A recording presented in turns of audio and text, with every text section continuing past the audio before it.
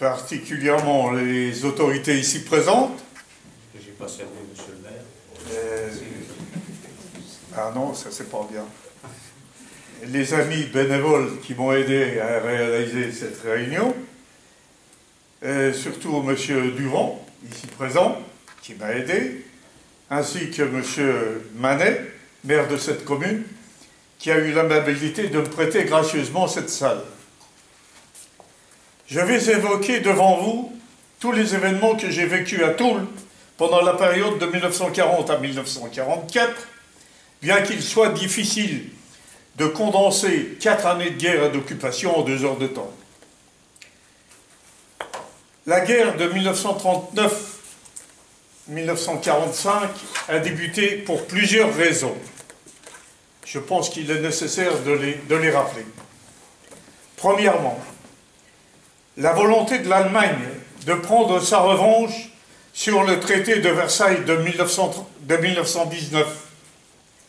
Par ce traité, mettant fin à la guerre de 14-18, l'Allemagne rendait l'Alsace-Lorraine à la France, elle perdait la Haute-Silésie, la Prusse occidentale, même elle, toutes ses colonies, et la Rhénanie et la Sarre étaient occupées. De plus, elle devait payer comme dette de guerre 132 milliards de marks or, ce qui était énorme à l'époque et supérieur à la totalité de la richesse allemande. D'ailleurs, je ne sais pas si certains vous se rappellent, c'est l'année dernière que l'Allemagne a eu fini de payer cette dette de guerre de 1919. Alors, deuxièmement, je continue, l'idéologie conquérante des nazis allemands, des fascistes italiens et des impérialistes japonais. Troisièmement, la faiblesse des démocraties occidentales.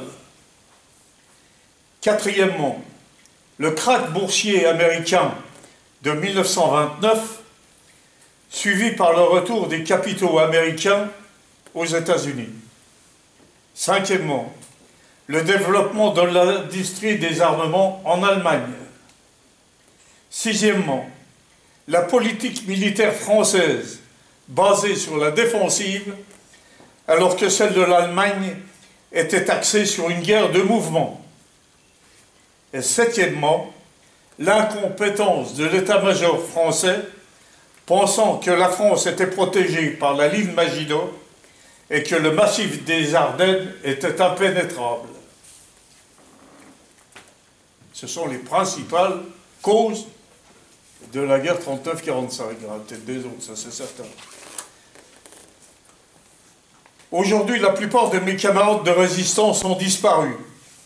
Beaucoup ont été fusillés ou déportés en Allemagne, où ils sont morts dans des camps d'extermination. Pour cette raison, j'estime être un devoir pour les derniers survivants de témoigner sur cette période tragique qui a tant marqué notre jeunesse et dont nous conservons encore de multiples séquelles. Lorsque les derniers témoins dont je fais partie auront disparu, le flambeau de la vérité reviendra aux historiens et aux journalistes. Alors qu'en adviendra-t-il?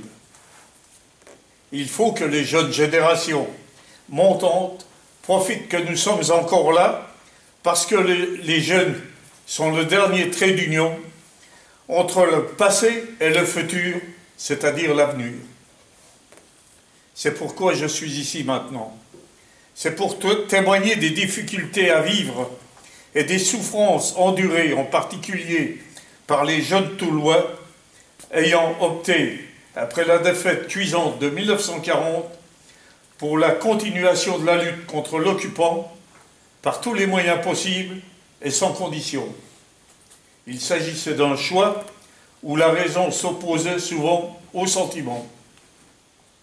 Aujourd'hui encore, après tant d'années, je me dois de vous expliquer notre engagement et notre volonté, notre combat presque sans espoir, afin de rapprocher le plus possible la mémoire de la vérité.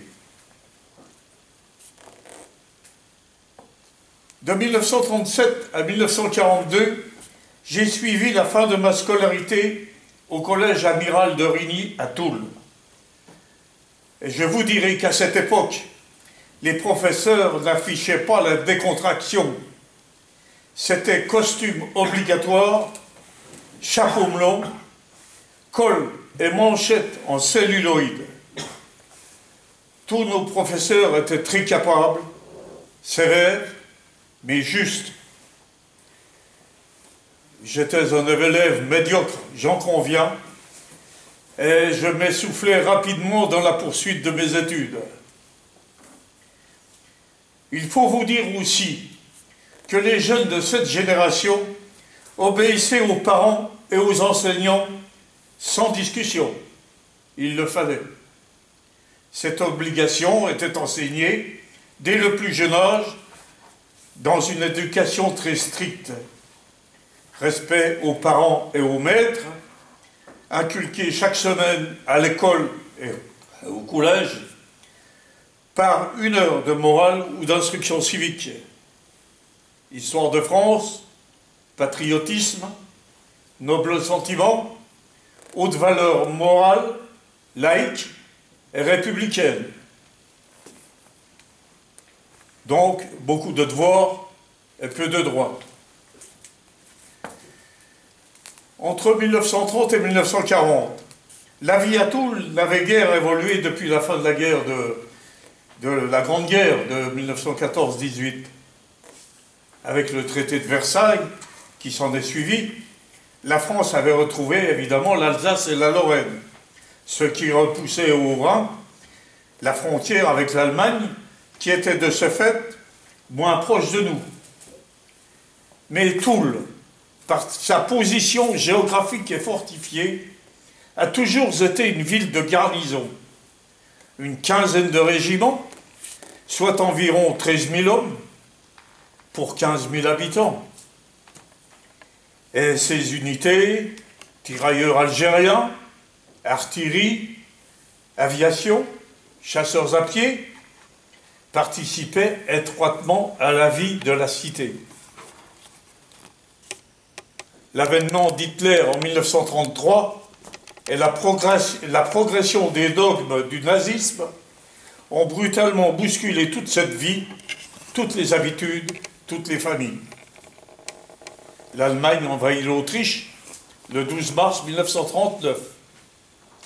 Il s'ensuit les accords de Munich. Le chancelier Hitler certifie qu'à aucun moment son pays n'attaquera ni la France ni l'Angleterre. Alors le monde entier croit que c'est une victoire pour la paix. Il s'avère que c'est une défaite pour la démocratie. L'Allemagne renie sa parole et après l'occupation de l'Autriche, elle envahit la Tchécoslovaquie, puis le couloir de Danzig et enfin la Pologne. Alors, la France mobilise ses troupes le 1er septembre 1939 et en accord avec leur traité avec la Pologne, la France et l'Angleterre déclarent la guerre à l'Allemagne. Les réservistes rappelés rejoignent les casernes, mais le moral est maussade. Les troupes mal préparées sont envoyées à la frontière sur la ligne fortifiée, la ligne Maginot, susceptible de nous protéger. Après un calme relatif apparent, la poussée des troupes allemandes se déclenche à travers la Belgique le 10 mai 1940. Le même jour, à Toul, l'aviation allemande lâche quelques bombes sur la caserne Ney, la caserne des tirailleurs sénégalais, des tirailleurs algériens, pardon, sans faire de dégâts. Mais déjà, les nouvelles vraies ou fausses sur l'avance ennemie circulent parmi la population, propagées évidemment par la propagande allemande. Les journées sont ponctuées par les alertes aériennes et la descente obligatoire dans les abris avec les masques à gaz. Le 6 juin 1940, le front du Nord est rompu et nos généraux Gamelin et Weygand sont incapables de contenir le déferlement allemand. Le 12 juin, la route de Paris est ouverte. Le gouvernement se replie sur Tours, puis sur Bordeaux, et le 18 juin, les troupes allemandes franchissent la Loire. Alors partout, c'est la débâcle, la pagaille indescriptible. J'ai alors 16 ans. Le 12 juin, je pars précipitamment avec ma mère et le personnel de l'intendance où elle travaille dans un des 3 camions réquisitionnés. À travers la confusion, les cris, les ordres, le bruit des avions, le hurlement des sirènes, les civils qui se sauvent Dieu sait où, les roulements des chariots ou de quelques pièces d'artillerie allant prendre position, nous partons, direction Dijon. Nous prenons la route de Neufchâteau, qui vient d'être bombardée, et nous roulons. Nous remarquons un dépôt de munitions qui saute dans le village de Crézy. Et à Neufchâteau, nous rejoignons la route venant de Bar-le-Duc, avec pêle-mêle les civils et les militaires qui se pressent, se bousculent, se dépassent avec désespoir. Talonnés par l'ennemi qui arrive, tous sont fatigués, harassés. Mais il faut lui échapper, et c'est la fuite par tous les moyens, à pied, ou poussant une bicyclette surchargée, ou en tirant une charrette cahotante, ou encore en se frayant un passage avec leur auto, où s'entasse toute une famille. Et l'armée, notre armée, se fond dans cette masse humaine. Elle est éreintée, fourbue, sans espoir, la plupart du temps sans chef. Elle perd l'envie de se battre, et le fusil devient lourd et inutile. Des fantassins côtoient quelques pionniers belges. Plus loin, des tirailleurs sénégalais marchent péniblement sans rien y comprendre. Et vu la chaleur qu'il fait, tous sont dépenaillés, dégrafés, car il n'y a plus de contraintes.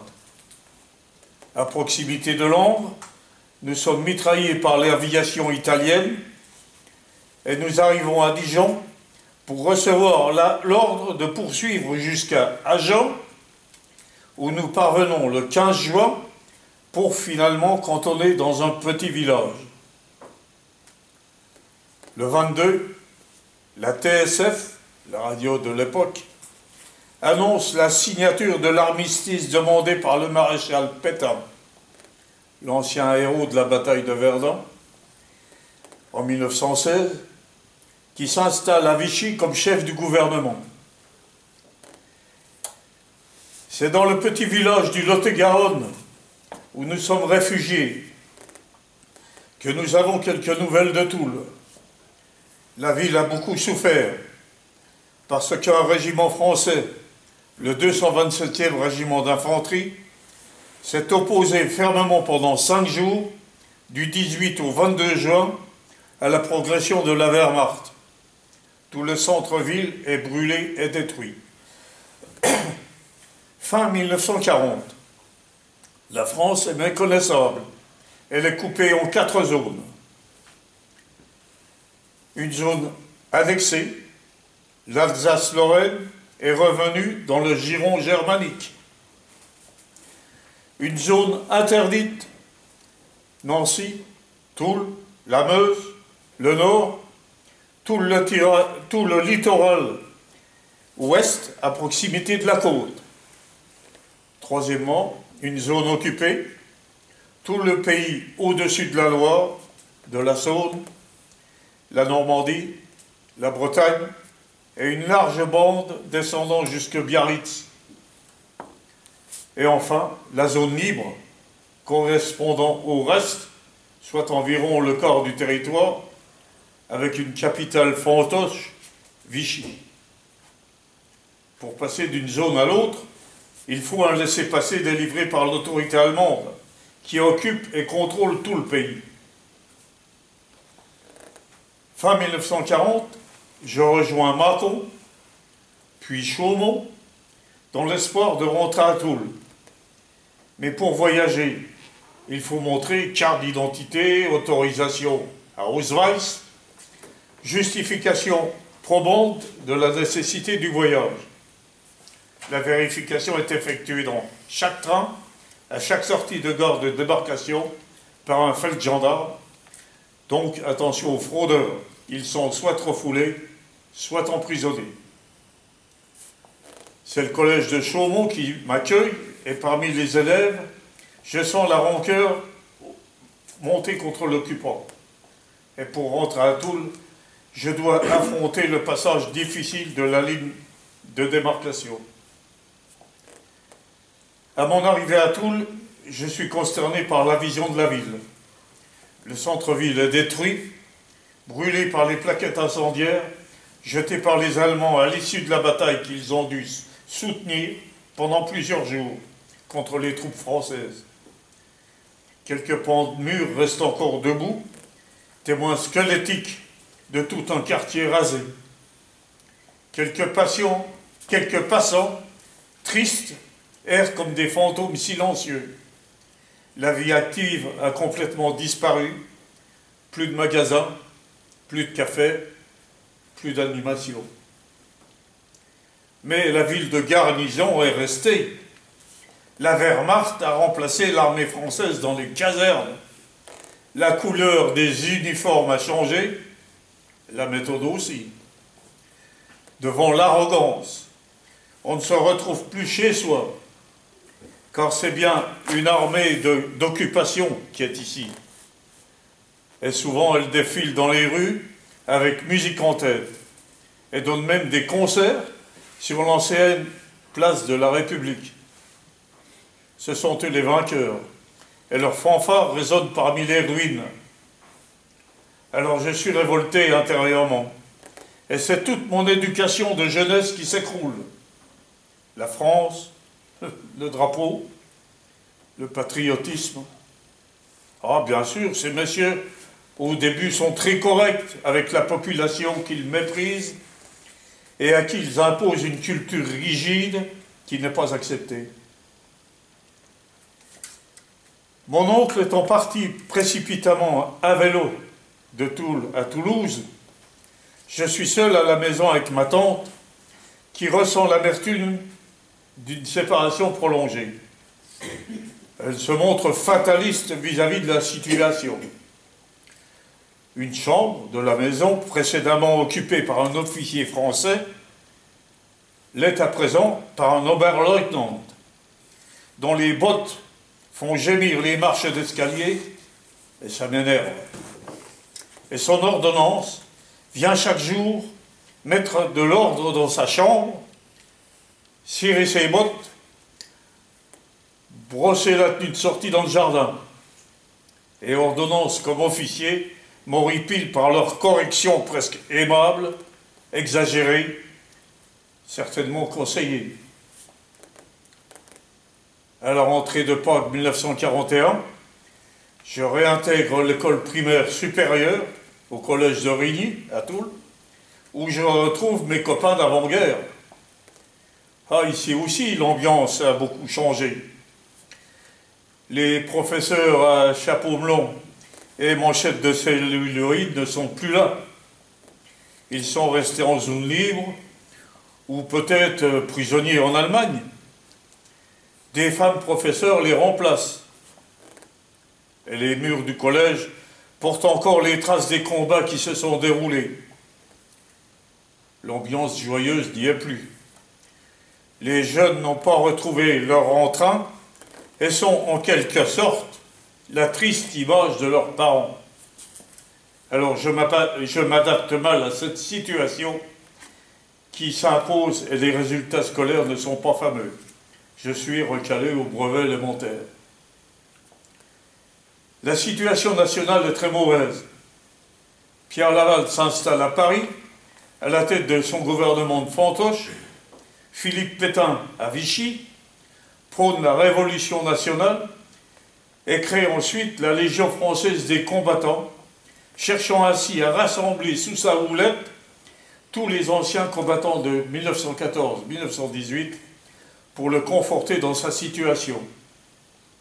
C'est une nouvelle conception de l'avenir, persuadant certains compatriotes de sa bonne foi, et je conçois que 80% de Français, éprouvés par les événements, ne sachant plus que penser et faire, se laissent berner par ce vieillard promettant des jours meilleurs.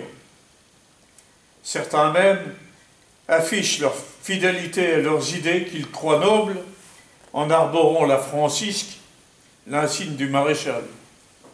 Les malheureux seront bientôt déçus profondément par la tournure des événements. Le 30 octobre, à Montoire, Pétain serre la main d'Hitler et l'assure d'une collaboration totale entre la France et l'Allemagne. La vie en zone interdite devient difficile. Une seule façon de correspondre à travers toute la France existe. Les cartes interzones, avec formule préimprimée. Le ravitaillement est problématique et le marché noir fait son apparition. Les cartes de rationnement mises en service depuis septembre 1940 ne donnent droit qu'à 250 grammes de pain par jour, 250 grammes de viande et 75 grammes de fromage par semaine, et pour certains seulement 3 litres de vin, 550 grammes de beurre, 550 grammes de sucre et 250 grammes de pâte par mois. C'est vraiment maigre. Depuis longtemps, les Allemands ont ordonné, sous peine de mort, la livraison aux mairies de toutes les armes de guerre ou de chasse. Interdiction de cacher un prisonnier évadé. Interdiction de sortir pendant le couvre-feu. Interdiction d'écouter Radio Londres, etc., etc. Alors, tout le monde courbe l'échine. Que faire d'autre? Sinon, écouter la radio anglaise et diffusant les dernières mauvaises nouvelles. Londres encore bombardée, comme toutes les villes anglaises. Mais enfin, les Anglais tiennent le coup. La ville de Toul devient sinistre. Les pelleteuses ont enlevé les décombres. Et depuis la rue Gambetta, on voit très bien la cathédrale avec sa tour brûlée et creuse comme un tuyau d'orgue. Devant les quelques magasins qui restent, une file serrée de patients attendent leur tour pour être servis et pouvoir acheter leur maigre ration en échangeant quelques propos prudents, car chacun se méfie de l'autre. La dénonciation est à l'honneur et récompensée généreusement. À la rentrée d'automne 1941, je redouble sans conviction ma 3e année parce que j'ai la tête pleine de révolte. Je ne supporte pas l'occupation, cet état de fait imposé. Je n'admets pas ces contraintes dégradantes où les jeunes n'y sont pour rien. J'entends quelquefois chez les voisins la voix très réconfortante de Maurice Schumann parlant à Radio Londres. De temps en temps, le général de Gaulle appelle les Français à la résistance et renouvelle les thèmes de son appel du 18 juin 1940. La France a perdu une bataille, mais elle n'a pas perdu la guerre. Donc, la guerre contre l'Allemagne continue. Alors, après mûre réflexion, pour ma tranquillité morale, je prends position, tout faire contre l'Allemand, tout tenter pour lui rendre la vie insupportable, tout oser pour sauver la liberté et redonner à la France sa dignité. Mon premier travail est de me rapprocher de camarades ayant les mêmes convictions, les mêmes aspirations. je m'aperçois que la tâche est rude. Faire le premier pas, s'engager, se découvrir pour avoir un accord, presque demander un oui avec certitude, n'est pas évident. Un refus peut entraîner au désastre. Il n'est donc pas toujours facile d'adopter un patriotisme actif, car souvent, évidemment, les familles sont réticentes, quelquefois même opposées à toute activité répréhensible de leurs enfants. Cette réaction se remarque également dans toute la population en 1940-41, où 80% des Français sont favorables à la politique de Pétain, 15% sont indécis, et statiques bien sûr, et 5% seulement espèrent pouvoir réagir un jour. Je commence mes premières actions encore bien timides avec un camarade. Nous arrachons les panneaux de direction allemands en bois et nous les jetons dans l'Ingressin, le ruisseau au pied des remparts. Et les affiches de propagande nazie sont déchirées et nous ornons les murs par des croix de Lorraine. Je confie mes intentions de constituer un groupe à un camarade qui m'invite à contacter Paul Chevrier, qui a 17 ans, suit les cours de seconde et habite au faubourg Saint-Mansuy. J'ai appris que Paul avait été incarcéré à la prison de Toul pendant 2 jours. Il avait pris l'habitude d'aller la nuit au fort Saint-Michel pour voler des douilles de cartouches, aidé par son camarade Roland Sergent. Il en remplissait un grand sac et le lendemain, il allait revendre son butin à l'Arsenal au poids du cuivre. Les Allemands appréciaient le cuivre qui leur était nécessaire pour la fabrication des munitions. Évidemment, ces douilles étaient remontées au fort où était la réserve. Et le manège recommençait par la suite. Mais une nuit, Paul et Roland sont surpris par une patrouille. Roland réussit à se sauver, Paul est pris avec son sac et emmené à la commandanture, qui, après quelques tergiversations, l'enferme pendant 48 heures en cellule. C'est quelques jours après sa remise en liberté que je lui remets un message l'informant de mon intention. Il me donne son accord et les premières directives qui s'imposent. Évidemment, je suis enthousiasmé et je suis très déterminé à poursuivre, coûte que coûte, mes idées de révolte, de dissidence contre l'occupant et contre le gouvernement de Vichy et celui de Paris. Au cours d'une première visite à Toul, à Paul, dans sa chambre, se trouvant à l'étage, au-dessus du salon de coiffure tenu par sa mère, je m'aperçois que cette pièce est un véritable arsenal. Les plaintes, comme les gros dictionnaires d'ailleurs, sont creuses et renferment de l'armement, comme les conduits de cheminée d'ailleurs. Nos idées, nos espoirs sont identiques. Il me donne toute sa confiance dans la responsabilité de former un groupe de 6 camarades. Je lui promets un dévouement absolu. Son programme du moment se borne à réunir des camarades, à récupérer des armes et munitions abandonnées par les troupes françaises pendant les débats de 1940. Son but, former un important groupe de résistance pour chasser l'Allemand. Règle de conduite impérative, discrétion absolue, ne pas agresser les Allemands afin d'éviter des représailles, s'organiser. Le recrutement est difficile et peu rapide, compte tenu du scepticisme et des réticences occasionnées par les propagandes vichistes et allemandes. Mais nous sommes motivés par la vengeance, la revanche à prendre sur les désastres de 40 et effacer cette honte par des résultats positifs. Paul Chevrier sera pour moi le symbole des premières années de résistance dont beaucoup ont connu des heures si difficiles, si dangereuses, vécues dans une atmosphère de franche camaraderie et de confiance réciproque.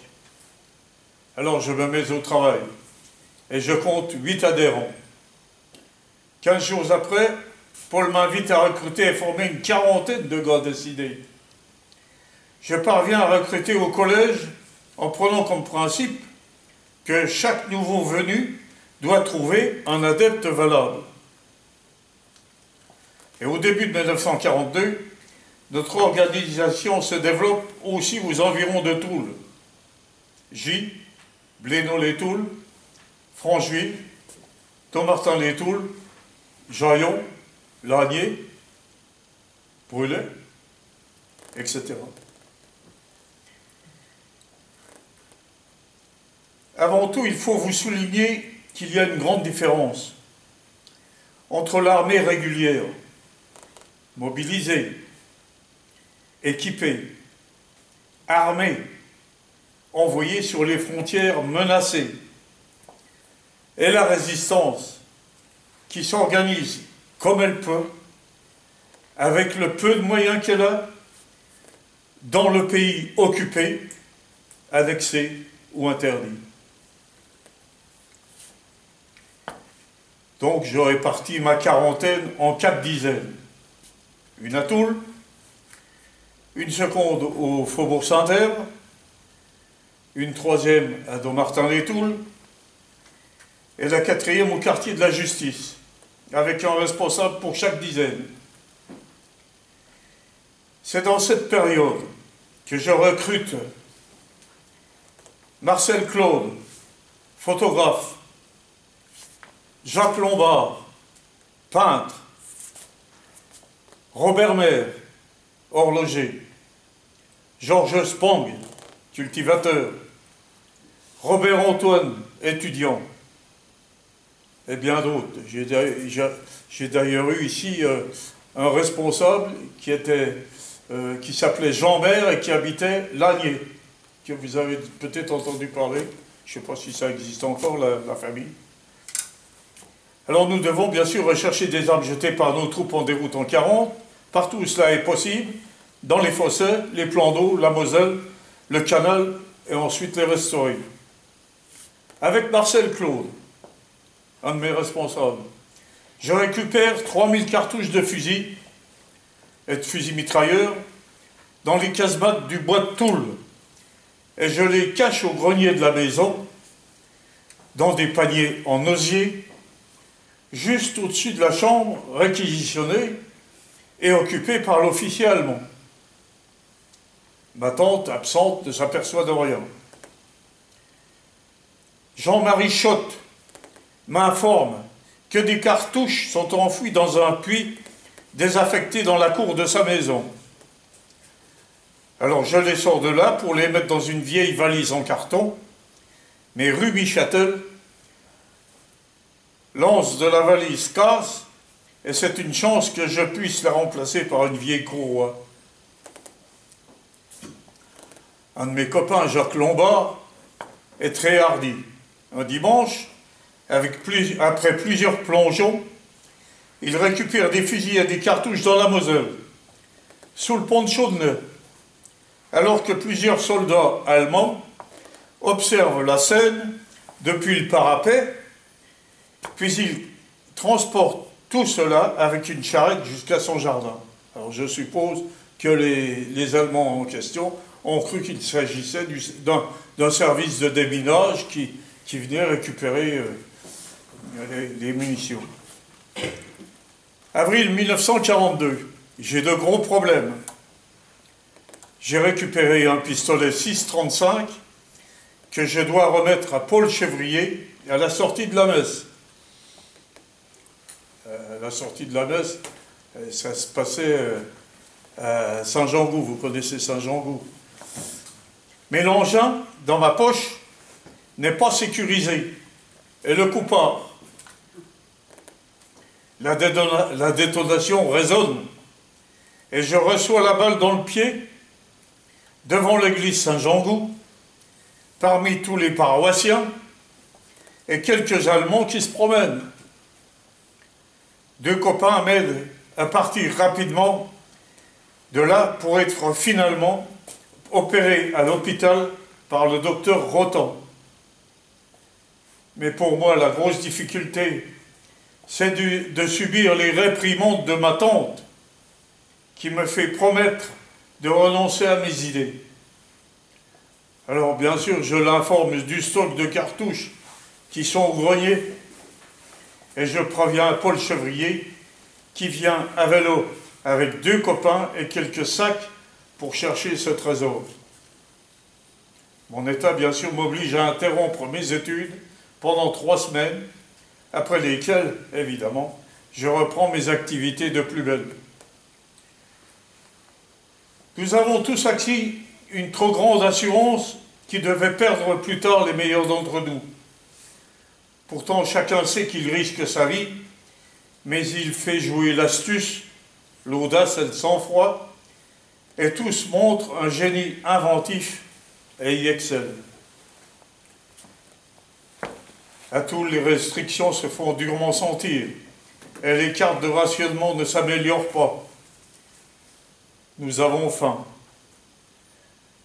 Un jour, je surprends Roland Sergent à manger une pomme de terre crue à pleines dents. Les fumeurs aussi sont rationnés. 2 paquets de cigarettes par décade pour ceux qui avaient 18 ans minimum. Alors, chacun fume ce qu'il peut trouver. De la barbe de maïs, des feuilles de noyer. Paul a trouvé une bonne combine. Il échange chez un paysan 2 paquets de cigarettes contre 1 livre de lard, qu'il échange contre 4 paquets de cigarettes chez un commerçant de Toul, etc. Il est toujours difficile de subsister pendant le grand froid d'hiver, avec 50 kilos de charbon alloués par mois. Alors on compense en quémandant de la sciure de bois à une scierie ou en ramassant de la poussière de charbon au bord du canal. Et la qualité des chaussures laisse à désirer, et les semelles en bois font leur apparition. Un copain, Yves Médal, copain de classe, fabrique des nu-pieds, pour l'été bien sûr, avec des vieux pneus d'auto qu'il découpe et après lesquels il fixe des lanières. En juin 1942, les Juifs sont astreints à porter l'étoile jaune. Et ça fait mal au cœur de voir ces pauvres gens humiliés dans leurs convictions religieuses. Georges Spang me met en relation avec 7 ou 8 jeunes cultivateurs du village d'Auchet, dont André David, Lucien Colson, Pierre et Marcel Masson, Marcel Poirot. Et eux-mêmes récupéreront du matériel déversé dans l'étang du village par les troupes françaises. Ceci avec un cheval attelé à une herse. Alors fusils mitrailleurs, grenades, munitions seront ensuite nettoyés et enterrés soigneusement dans les bois. Et cette nouvelle équipe recrute des nouveaux venus dans les villages environnants comme Crépet, Gauvillé, Moutreau, etc. En juin 1942, je suis enfin reçu au brevet élémentaire et je travaille immédiatement à la traction des péniches entre Liverdun et Fouques de 6h à 18h et je mange une gamelle de misère dans la cabine de la machine. Nous apprenons que l'éclusier du pont tournant de Saint-Mansuy a tué ces jeunes chiens pour les manger. Je suis écœuré.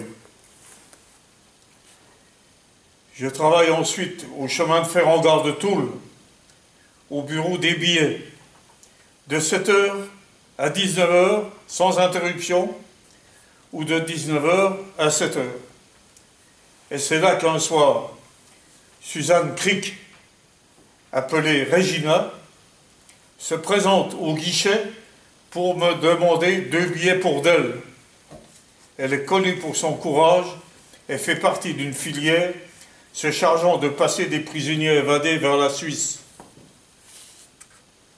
Paul Chevrier parvient de nuit à s'introduire dans 3 avions Messerschmitt 110 afin de les saboter avec précision. Les 3 avions s'abattent en plein vol, entraînant plusieurs aviateurs dans la mort. Mais une nuit, Paul est surpris par une sentinelle du terrain d'aviation qui tire. La balle traverse sa veste et sa chemise et lui coupe la peau à l'aisselle. Alors sa mère a peur pour la vie de son fils et lui recommande la prudence. Par la suite, avec son équipe, Paul détruit systématiquement les lampes de balisage du terrain. Début 1943, à Toul, comme partout en France, ça ne s'arrange pas. Le ravitaillement est toujours aussi difficile. Pétain et Laval font cause commune avec Hitler. Les Juifs sont arrêtés et déportés en Allemagne. Et l'on pense que c'est en camp de travail. La famille Sertoff, fripier rue Michatel, disparaît. On ne la reverra pas. Au début de cette année de malheur, je compte une 50aine de gars décidés, malgré le service du travail obligatoire, le STO, qui emporte en Allemagne les meilleurs des nôtres. Je parviens à infiltrer la police municipale de Toul, où Claude et Fernand Gros nous rejoignent. Je prends également de gros risques en cherchant à déstabiliser des mercenaires yougoslaves de l'armée allemande qui voudraient déserter. Mais ils craignent des représailles pour leur famille et ne donnent pas suite. Paul Chevrier prend contact avec un Autrichien démoralisé, craignant d'aller sur le front russe, et le persuade de faire quelque chose pour nous. Dorénavant, avec un compatriote autrichien, il basculera dans le fossé proche du village de Chay quelques caisses de munitions dont il doit débarrasser les forts avec un camion. Et l'équipe de David viendra ramasser ces caisses la nuit. Nous ne pensons pas un seul instant au risque encouru par ces recherches hasardeuses. Comme vous l'avez vu, à l'origine, les groupes de résistance se forment et s'organisent dans chaque corporation. Collégiens, cheminots, postiers, commerçants, etc. Et ce n'est que par la suite qu'il y a des interférences. Je parviens de ce fait par la suite à faire la liaison avec un autre groupe de résistance touloise qui s'est formé parallèlement au nôtre. C'est le groupe des 3 amis, où je fais connaissance avec Marcel Payer, cheminot, Fernand Mi, cafetier au café Monsuy, près de la gare, Arthur Le Haringer, Pierre Briola, cheminot, Pierre Maty, restaurateur, Convar, éclusier, Raison, cheminot, etc. Alors nous décidons de coopérer. Et ma tante s'aperçoit que je continue mes activités, contrairement à ma promesse. Alors elle me fiche dehors avec une valise de vêtements, et je suis alors hébergé chez un particulier. J'en informe Paul Chevrier, et je continue bien sûr la récupération et le recrutement. Je fais également connaissance à ce moment-là de Pierre Maty, Robert Gaon, Albert Petit et Hubert Frocot. c'est chez ce dernier que nous nous réunissons pour établir un futur plan d'attaque.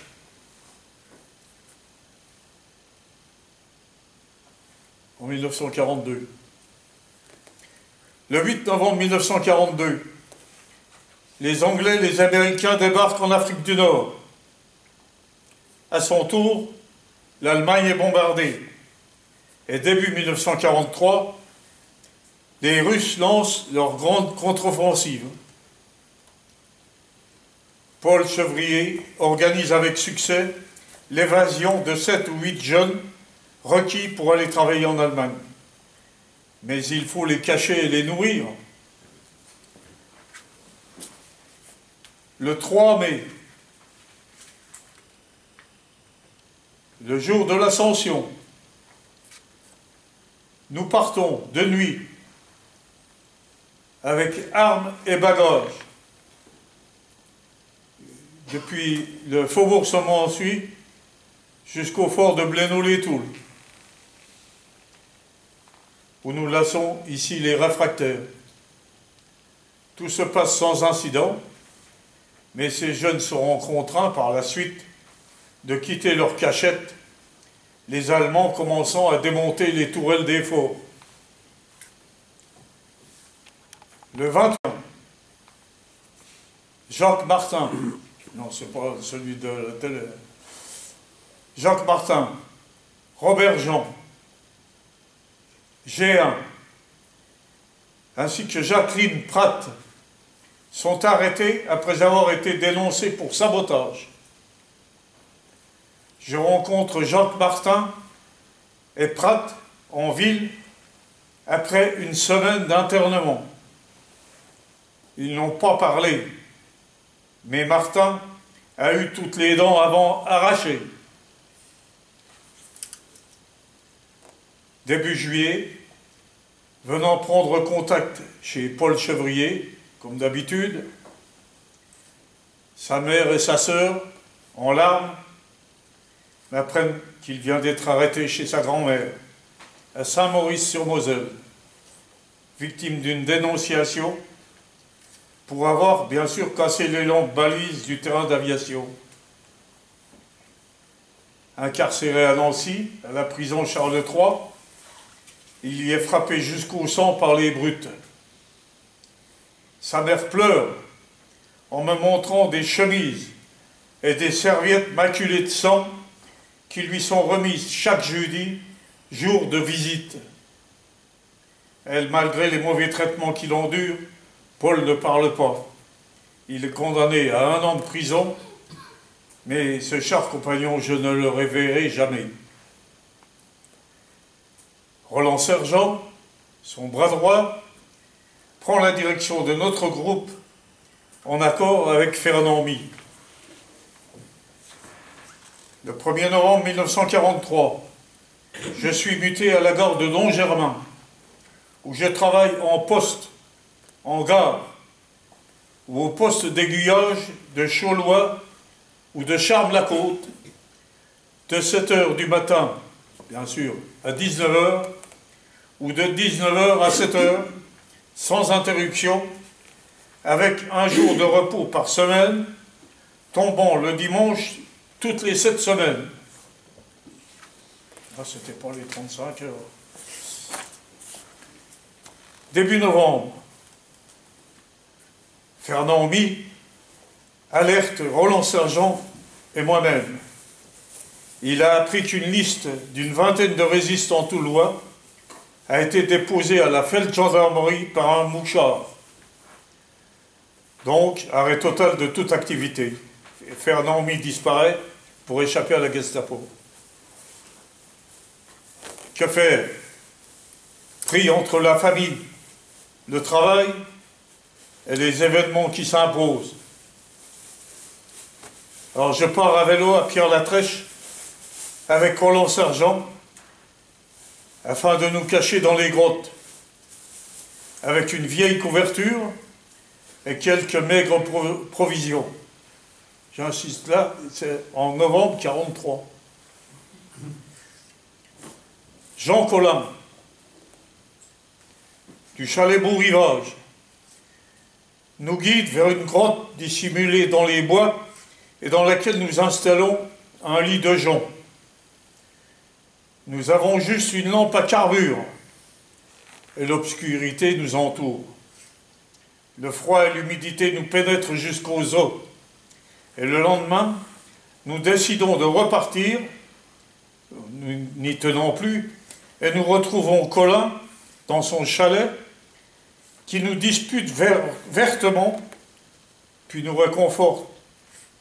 Il faut retourner à la grotte, dit-il, car renoncer, c'était trop pris. Alors nous réintégrons notre trou à chauve-souris.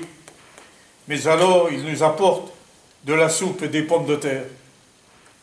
Le 6e jour, ayant fait du feu devant l'entrée, la fumée envahit toute la grotte et pendant une heure interminable, nous avons la certitude que nous allons crever là comme des rats. Enfin, finalement, la fumée s'évacue, nous sortons et Colin va à Toul aux nouvelles. Rien ne s'est passé. Alors, nous rentrons, amaigris et crottés, et je retourne à la gare. Fin 1943, les arrestations se multiplient. 14 camarades sont arrêtés. Je les connais bien. Je les rencontre souvent. Quelquefois même, il s'agit de camarades que moi-même j'ai enrôlés. Et pendant quelque temps, je me retrouve seul, presque responsable. Mais il faut continuer la lutte jusqu'au bout. Le 17 décembre, Robert Maire, mon adjoint, m'annonce que Roland Sergent est arrêté. Je ne peux y croire. Alors,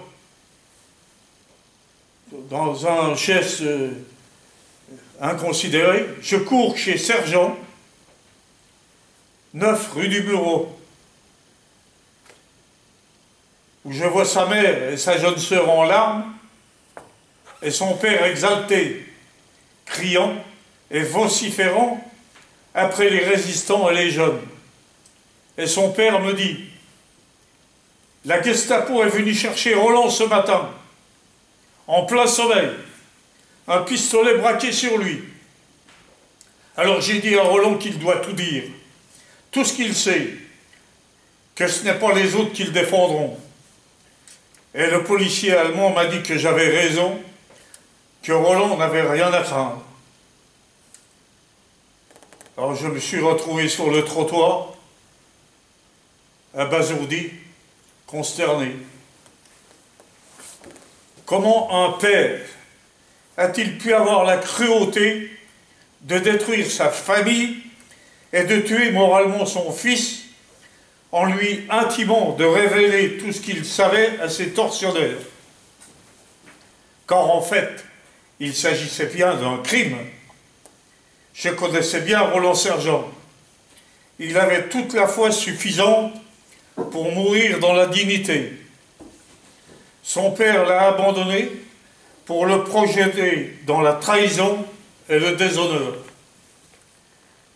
Contre ses amitiés, contre ses convictions, Roland Sergent a vendu ses camarades en les envoyant à la mort et en jetant toute leur famille dans le désespoir et le deuil. J'apprends ensuite qu'Albert Petit et Fernand Mis sont arrêtés, eux aussi, continuant la liste des premiers martyrs du Toulois, ouverte avec Maître Keller, premier fusillé. Ensuite, le docteur Bricat, déporté et décapité. Jean Chotte et Albert Couder, morts dans les camps. Albert Petit, arrêté à Toul, puis déporté, rentrera à la Libération, squelettique, épuisé. Il mourra quelques jours après son retour, atteint de tuberculose généralisée. Nous sommes tous traqués.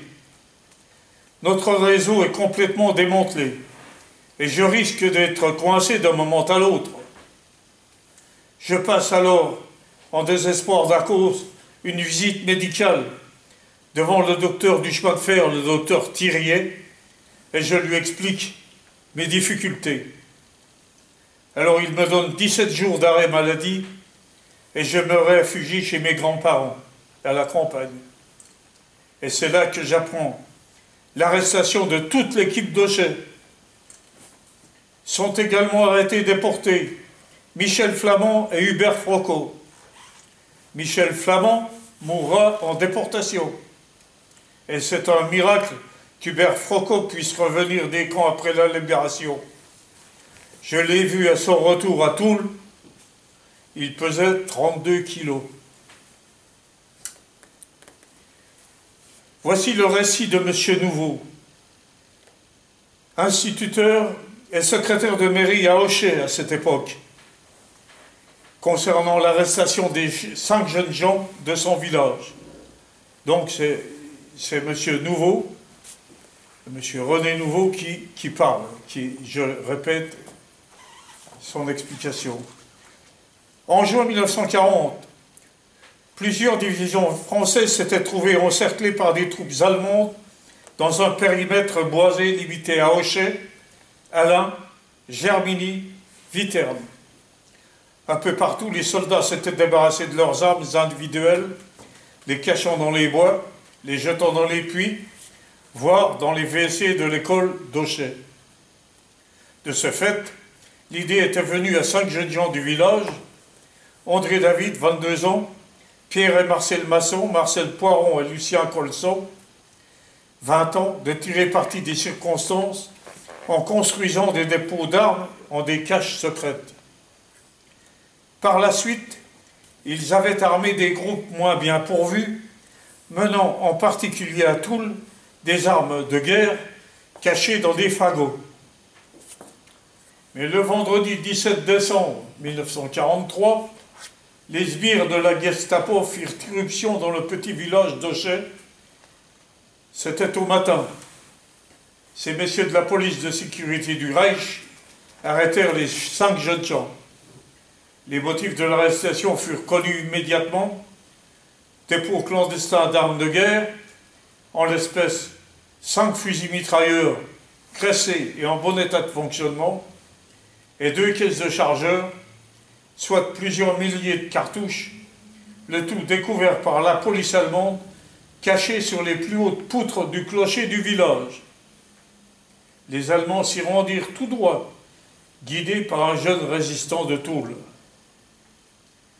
Vers 11h moins 20, de ma salle de classe, je vis monter vers l'église un camion militaire allemand, découvert, plateforme, chargé de soldats feldgros, parmi lesquels je distinguais un civil. En réalité, il y en avait 2. André David et son soi-disant ami, son dénonciateur, le jeune Roland Sergent. J'appris par la suite que le jeune David, vers 10h du matin, s'apprêtait à partir pour Biclay, où il devait retrouver sa fiancée. En sa cuisine, il se rasait devant une glace suspendue à la poutre d'un placard, celle-ci masquant la porte d'entrée. C'est donc le cœur léger qu'il répondit « Entrez » quand lourdement on frappa à la porte. Quelle dut être son émotion quand il vit surgir dans la pièce Allemands de la Gestapo et soldats mitraillettes au poing. Et plus encore, son incompréhension douloureuse quand parmi eux, il reconnut le jeune Roland Sergent, élève au collège de Toul, celui-là même qu'il considérait comme un ami et qu'il avait reçu plusieurs fois à la maison. Les Allemands venaient au village parfaitement renseignés. Ils avaient 5 noms, ils connaissaient la cachette du clocher, ils y emmenèrent immédiatement le jeune David et le jeune sergent pendant que d'autres SS se dirigeaient vers les domiciles des jeunes Colson, Poirot et Masson pour les arrêter à leur tour. Seul Pierre Masson était absent. Il avait été réquisitionné par les Allemands pour servir de rabatteur lors d'une chasse aux sangliers, en forêt communale, chasse réservée aux seuls occupants, naturellement. Dès le début des arrestations, un jeune homme du village s'échappa dans le but de l'informer du danger et le presser de se sauver. Alors Pierre Masson refusa. « Si je ne rentre pas au village, ils vont arrêter mon père ?» Ce sentiment l'honorait. Eut-il tort? Eut-il raison? Bien fort qui pourrait le dire. Alors il s'était donc laissé arrêter à son tour, en forêt, et était ramené au village. Les 5 jeunes furent hissés sur un camion où les parents s'efforcèrent de leur apporter des vêtements et quelques nourritures. Et puis, Gestapo et soldats allemands quittèrent le village, emmenant leurs prisonniers à Charles III, cette prison nancéienne de fort fâcheuse réputation à l'époque, où ils furent vraisemblablement interrogés selon les méthodes chères à l'occupant. Le pays était littéralement assommé, mais aussi certains villages du voisinage, comme Moutreau ou ailleurs. Et une question se posait à chacun. Parlerait-il? Alors j'ai reçu diverses confessions de résistants de la région. Personne ne ferma l'œil durant plusieurs nuits, et beaucoup gagnèrent les bois chaque matin, avant le jour, d'où au moins on pouvait voir venir. Le 3 mars 1944, la mère d'André David fut appelée à la cabine téléphonique. Elle en sortit atterrée, titubante, image véritable de la désolation. On lui avait appris que son fils serait fusillé le lendemain et qu'elle disposait de quelques heures pour lui faire ses adieux. Elle se rendit à Nancy, accompagnée de sa fille. Calvaire pour une mère qui dut se remémorer bien des fois son épouvantable aventure, puisqu'elle vécut encore 30 ans après le drame. Quelques jours après, elle reçut l'émouvante lettre d'adieu d'André. Elle débutait par ces mots: « Je fume ma dernière cigarette entre 2 gendarmes allemands. Pardonnez-moi, chers parents. Faites mes adieux à l'instituteur M. Nouveau. » Sa lettre était écrite au crayon. Je fus frappé par la profondeur des sentiments qui, en des circonstances aussi dramatiques, ne sont certainement pas surfaits. Fusillé dans les fonds de Toul, où périrent tant de héros, André David fut inhumé provisoirement au cimetière de Préville à Nancy. Il repose aujourd'hui à Auchet, son pays natal, au pied même du clocher où il avait vécu successivement l'espoir et la désespérance. Et puis, un jour, on eut des nouvelles de ses camarades. Ils étaient au camp de Buchenwald, non loin de Weimar. On ne savait rien des camps de la mort lente, où chacun au pays reprit quelque espoir. Savait-on que les malheureux seraient emmenés à Dora, au fond de Galerie Malsaine? Marcel Masson, seul rescapé, revint au village après la libération, miraculeusement sauvé, le mot n'est pas trop fort, et il put alors donner quelques détails sur l'horreur de leur séjour en terre allemande. Il se remit d'une pleurésie, soigné par un médecin tchèque, interné comme lui. Et Marcel Poirot, raison perdue, répétait sans cesse son numéro de déporté. Peut-être serait-il utile maintenant de revenir aux causes initiales du drame et à ses conséquences dans le Toulois. Le jeune Roland Sergent était élève au collège de Toul. Jeune, il était entré dans la résistance à l'insu de son père, ex-adjudant au 15e génie à Toul. Vraisemblablement, la famille Sergent appartenait à ce type assez répandu à l'époque, père admirateur de Pétain, fils gaulliste et de cœur pour la cause des Alliés. Le père apprit que son fils appartenait à un groupe de résistance. Il lui ordonna de se retirer. Le fils informa son chef immédiat, qui protesta et menaça. La résistance n'était pas un moulin. On n'en sortait pas à son gré après en avoir pénétré tous les secrets. Il se heurta donc à un refus. Alors le père, au lieu de chercher à s'expliquer, revendiquer son droit, donner des assurances, choisit l'irréparable et dénonça l'affaire à la commandanture. C'était bien la dernière chose à faire. La faute irrémédiable.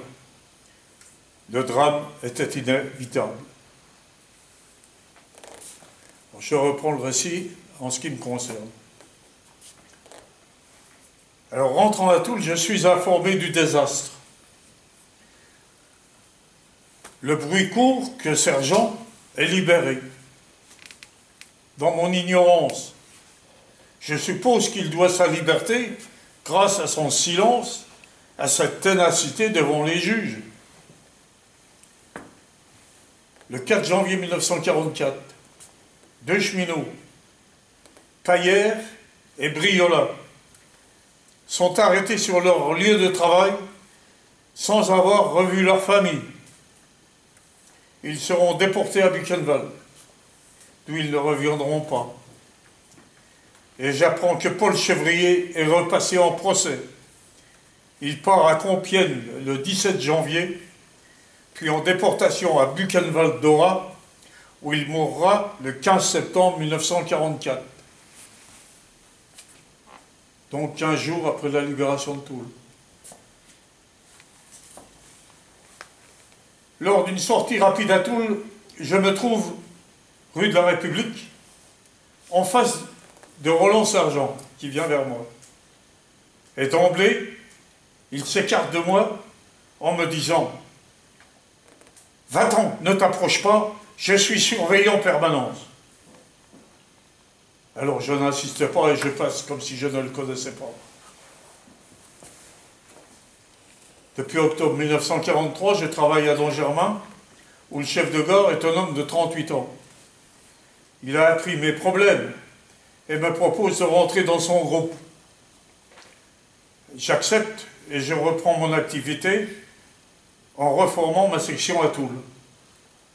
Et c'est dans cette période que je contacte Marcel Blanquet, un camarade qui est cuisinier au camp de prisonniers sénégalais du village de Bouc.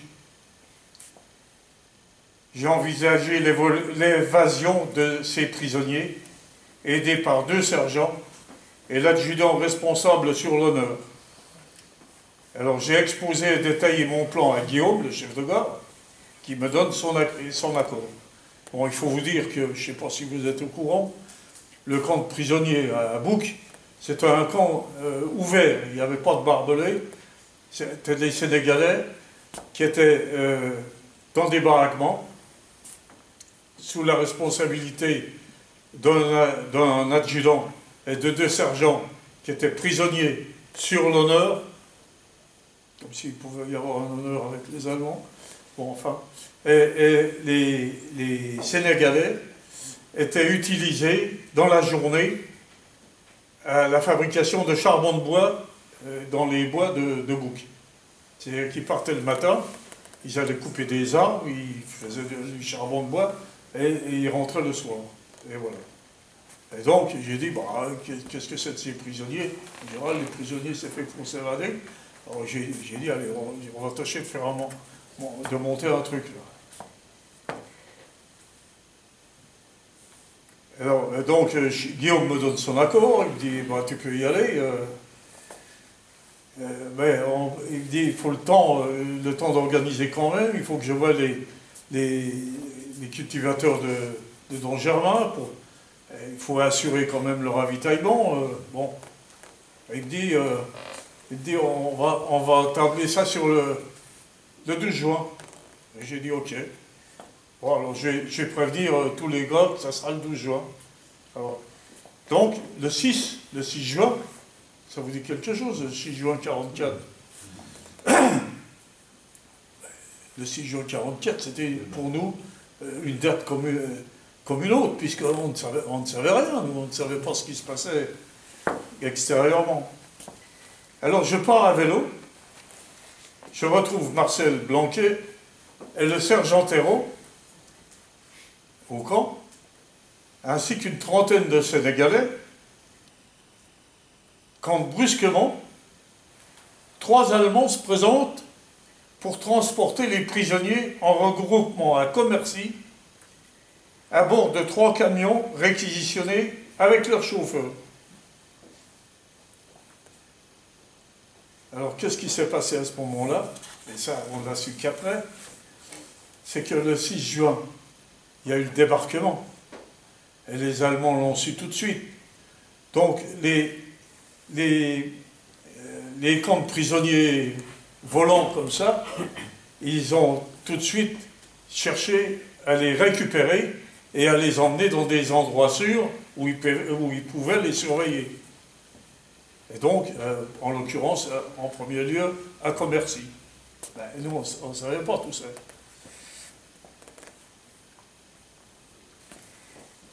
Alors, après neutralisation du chef de convoi, 14 Sénégalais suivent Marcel Blanquet et moi-même, alors que 15 autres suivent le sergent Thérault pour rejoindre le maquis russe de la Forêt-la-Reine. Il y aurait mieux qui viennent avec nous.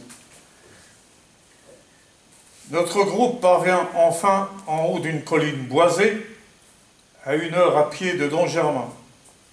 Il forme le premier noyau du maquis de Don Germain. C'est-à-dire qu'on s'est trouvé, je ne sais pas si vous connaissez le coin, le Val de Passé. Et au bout du Val de Passé, il y a une ferme à gauche, où avant la guerre, d'ailleurs, il y avait des balles qui étaient organisées, je ne sais pas. Enfin bon, c'était plus le cas à l'époque. Et donc, bon, on était sur le dessus, là, on appelait ça le pain de sucre. Et nous apprendrons par la suite que le sergent Thérault, qui était parti avec le maquis russe, ainsi que le Marocain Ben Hossine, sortant de la forêt de Bouc, des armes à la main, sont massacrés à la suite d'une embuscade allemande à la lisière de la forêt. J'ai vu la photo du sergent Thérault qui était par terre. Je l'ai reconnu parce qu'il avait une tache de vin sur le côté. Autrement, je ne l'aurais jamais reconnu. Il avait la tête complètement écrasée à coup de botte.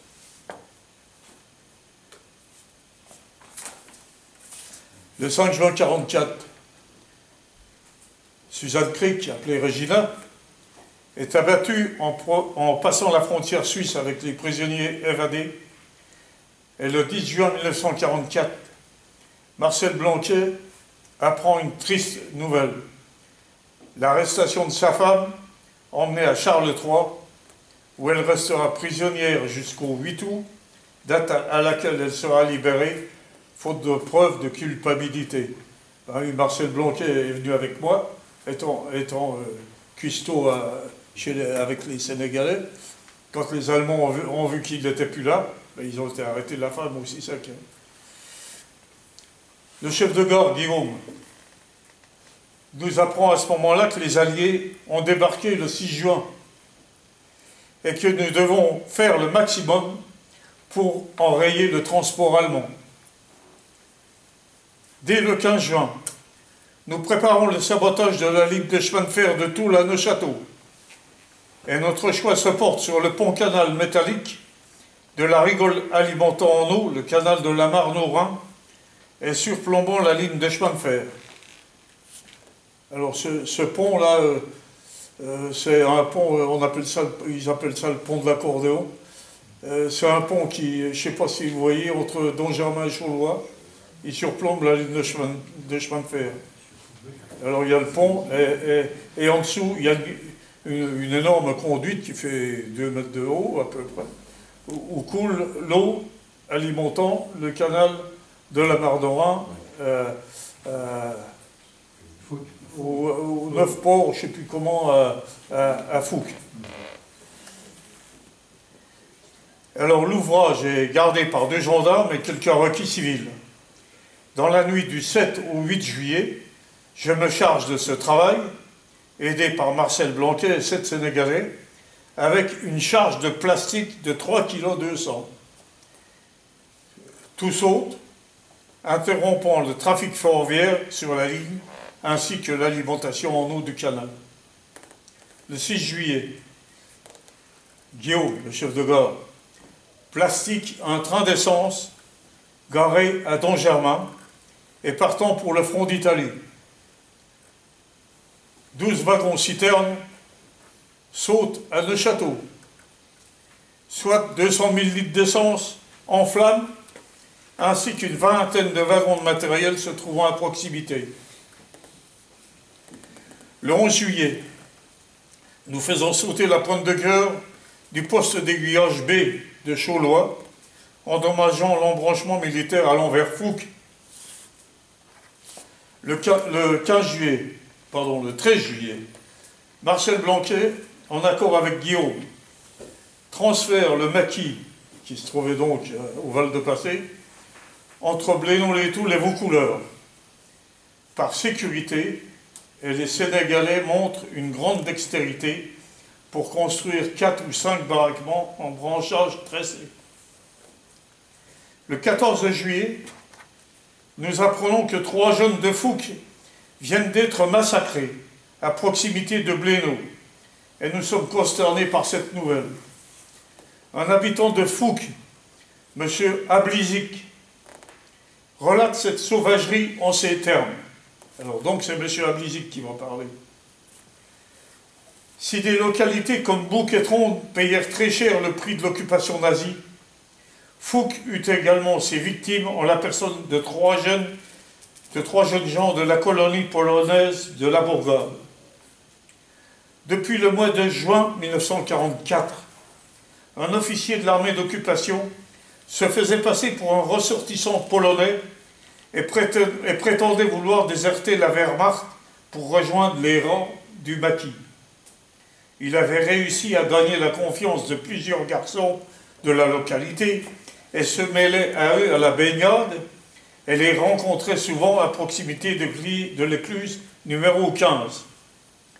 Cet homme, 25 ans, grand, mince, blond, au visage anguleux, parlant en très bon français, avait particulièrement sympathisé avec Stanislas Wieczak, 20 ans, Henri et Tadek Teichmann, âgés respectivement de 21 et 10 ans.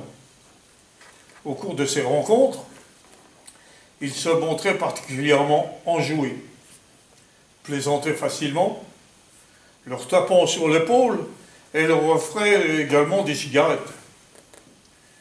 Une dernière rencontre eut lieu le 12 juillet 1944 dans un établissement public de la place de la Gare à Fouques.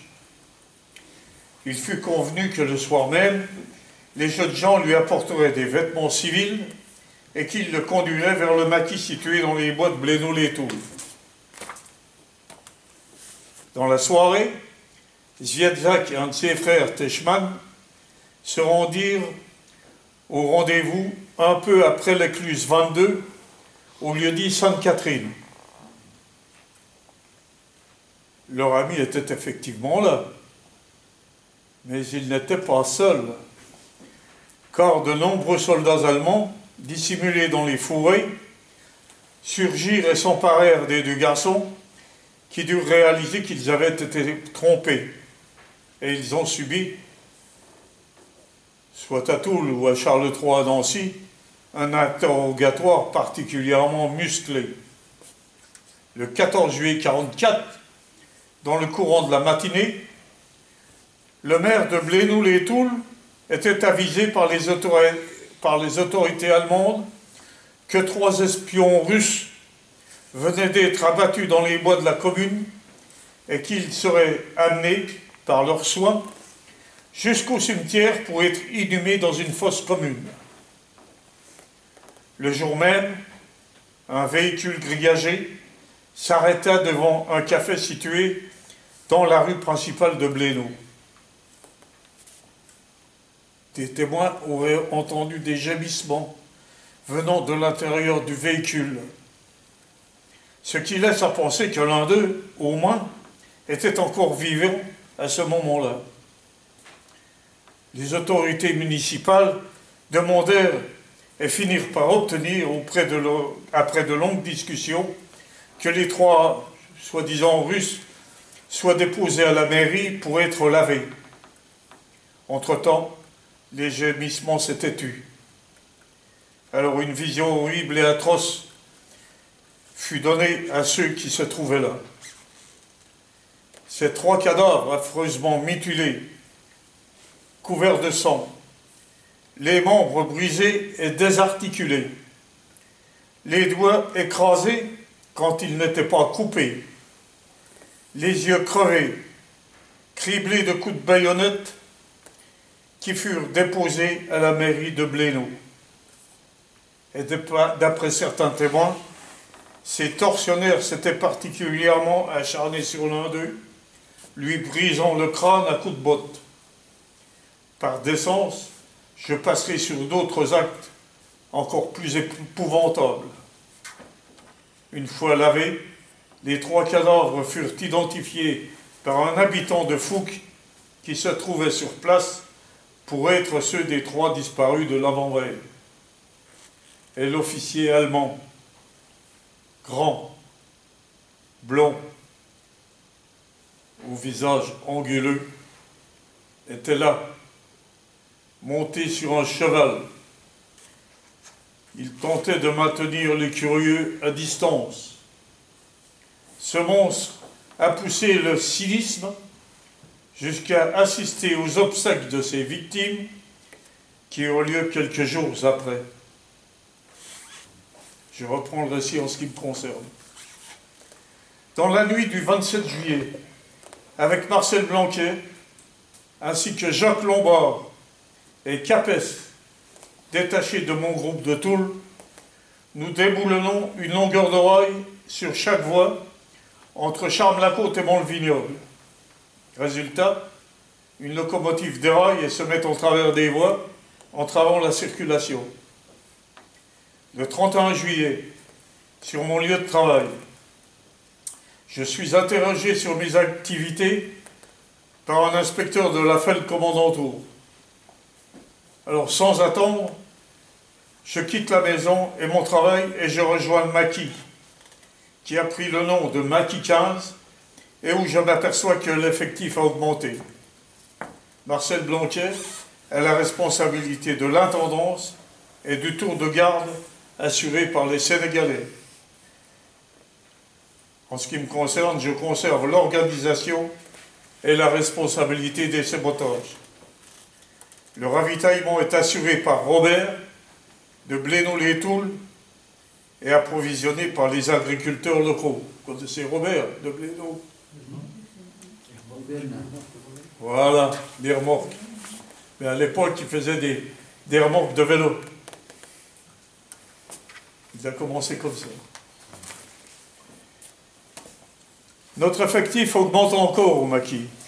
Une douzaine d'Anglais, Américains, Néo-Zélandais, Canadiens, aviateurs dont les avions ont été abattus par la DCA allemand, nous arrivent par une filière organisée et nous drainons tous les réfractaires au STO, tous les jeunes en mal de liberté.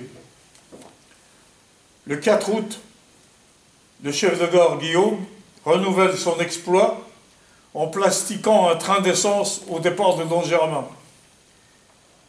Et le train saute où, à votre avis? À Neuchâtel. Et 6 wagons citernes sont en flammes, soit 100 000 litres d'essence détruits. Le 11 août 1944, nous détruisons les installations du poste d'aiguillage B de Chaulois, ainsi que les 2 points de Nockeur. Le 16 août, c'est l'arrivée au maquis de 3 éléments venant de la Meuse et du secteur de Bouc. Cyriaque Jamin, René Fourière et Jules Clément, accompagnés par Knepper, Périal, Leroy, Norbert. Nous récupérons une voiture C4, c'est la C4 de l'époque, donnée par M. Baillet de la ferme de Chazot, et une voiture 302 donnée par le directeur de la verrerie de Vannes-le-Châtel. Le 21 août, nous détruisons totalement l'installation du poste d'aiguillage et de Charmes-la-Côte et nous déroutons une locomotive allemande sur Maron après avoir neutralisé le chauffeur et le mécanicien, perturbant ainsi la circulation. Le 24 août, j'interviens sur la ligne Paris-Strasbourg à proximité de Gondreville. Avec le concours du groupe de résistance de cette localité, les voies sont déboulonnées, entraînant le déraillement d'un train de matériel allemand près du pont de Fontenoy-sur-Moselle. Le groupe de résistance de Bléloux-les-Toules nous informe que les Alliés approchent. Vitry-le-François a libéré, les Américains avancent sur Bar-le-Duc. Nous ne pouvons croire que cela puisse enfin arriver, depuis tant d'attentes, tant d'espoir. Alors nous décidons de mettre un terme à notre relégation.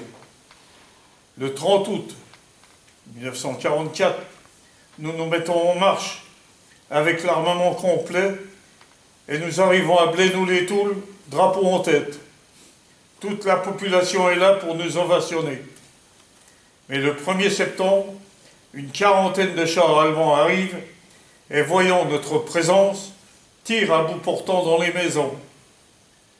Alors, bien sûr, nous décrochons vers le fort et parvenant sur la hauteur, nous voyons plusieurs maisons du village incendiées, cracher des nuages de fumée et nous entendons les cris des habitants apeurés. En fait, il y a eu 17 maisons brûlées.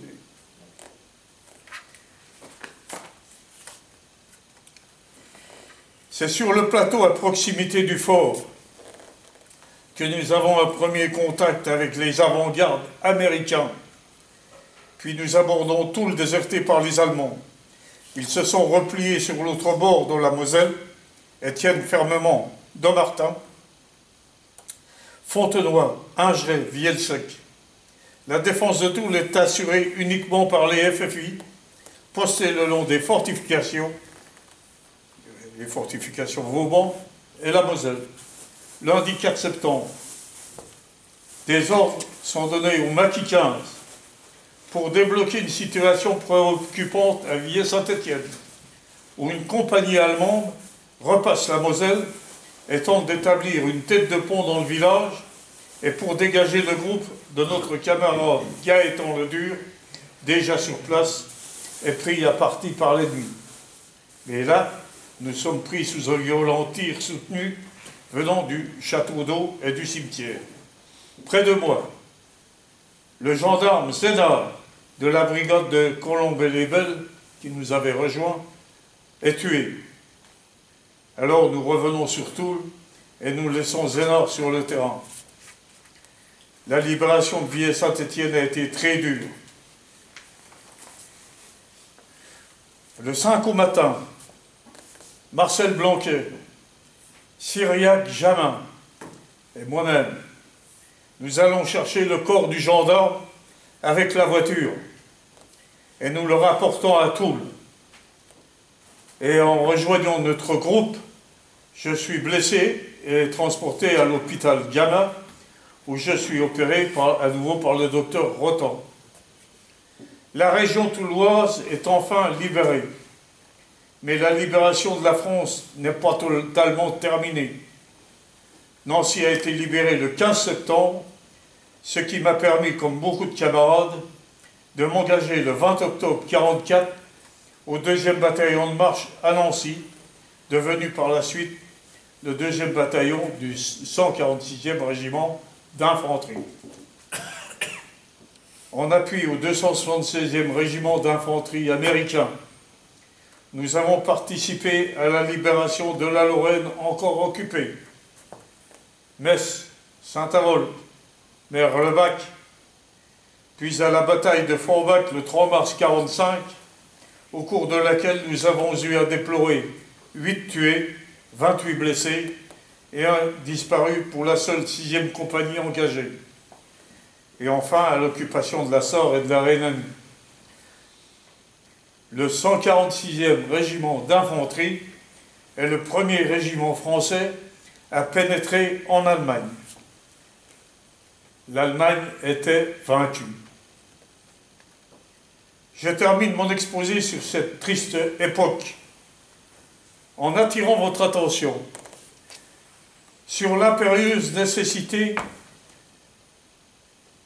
de continuer l'œuvre entreprise par Robert Schuman, Jean Monnet et bien d'autres, c'est-à-dire la construction européenne.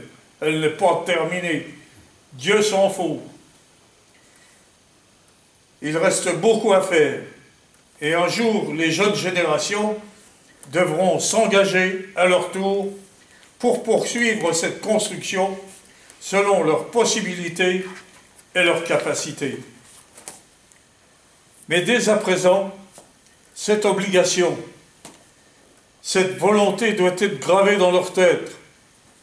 Croyez-moi, il ne s'agit pas là de politique, mais de leur existence. C'est leur chance de vie, et je voudrais que vous en soyez conscients. L'entente entre les nations européennes, la coexistence amicale entre nos peuples, nous a garanti une paix durable pendant 65 ans. Ne l'oublions pas, ça ne s'était jamais vu depuis quelques siècles. Ici, je me fais le porte-parole de tous mes camarades, de tous ces jeunes de 15-25 ans, déportés, fusillés, massacrés par un régime pourri. Ils n'ont pas eu la chance de vieillir. Ce sont vos amis, vos camarades. Ils sont encore parmi vous aujourd'hui. Alors écoutez-les. Voici quelques réflexions personnelles. Dans la résistance, notre activité s'est souvent faite sans encadrement et avec très peu de matériel. Le Maquis 15 n'a jamais bénéficié de parachutage, comme par exemple le groupe de Colombey-les-Belles ou le groupe de Lorraine 42. Du fait de l'effectif et de l'armement, une quarantaine de fusils, fusils de chasse, mousquetons, Lebel, 2 fusils mitrailleurs pour 80 hommes environ, français, sénégalais, anglais, américains, canadiens, etc. Le Maquis 15 n'avait pas pour vocation de mener des actions ouvertes contre les troupes d'occupation. Il n'en avait pas les moyens. Ses activités étaient limitées au sabotage de voies de chemin de fer et de train et à accueillir les aviateurs alliés et les opposants aux autorités d'occupation. Néanmoins, il a aidé à la libération de la région. Pléno-les-Toules, après un accrochage inopité et difficile avec une trentaine de chars. Toul, où il a fallu défendre la ville, puis s'opposer à un retour possible des Allemands occupant encore la rive droite de la Moselle. Intervention du Maquis 15 également à Villers-Saint-Étienne, où le groupe Le Dur était engagé et bloqué. Les résultats prouvent néanmoins que nous avons réussi dans notre mission. Nous avons perdu beaucoup de nos camarades, j'en conviens et je le regrette. Mais dès le début, nous savions que nous étions destinés à la mort. Et je suis étonné encore aujourd'hui de m'être sorti de cette tourmente après 3 ans d'engagement contre l'occupant et ses mesures d'extermination. Alors c'est un devoir pour moi, aujourd'hui, de témoigner sur les événements de cette période et de rappeler le souvenir de tous ceux qui les ont vécus et en sont morts. Voici pour terminer quelques pensées personnelles. C'est lorsqu'on n'a plus de liberté que l'on apprécie sa valeur. Mais alors, il est bien difficile de la récupérer lorsqu'elle nous est volée.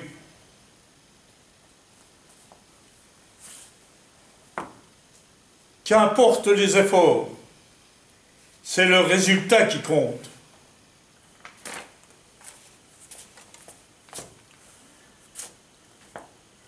La patience et la ténacité nous permettent de faire face aux difficultés et à l'adversité. Le courage nous donne la garantie de les vaincre.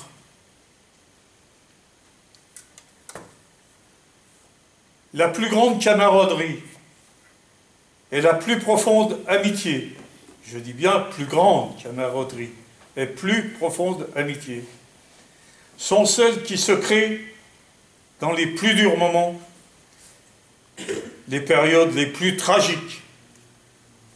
Les autres ne sont que passagères ou factices.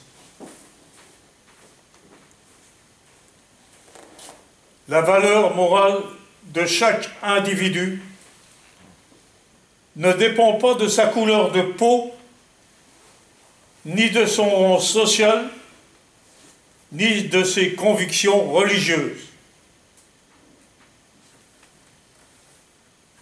Je vous remercie de votre compréhension et de votre grande attention.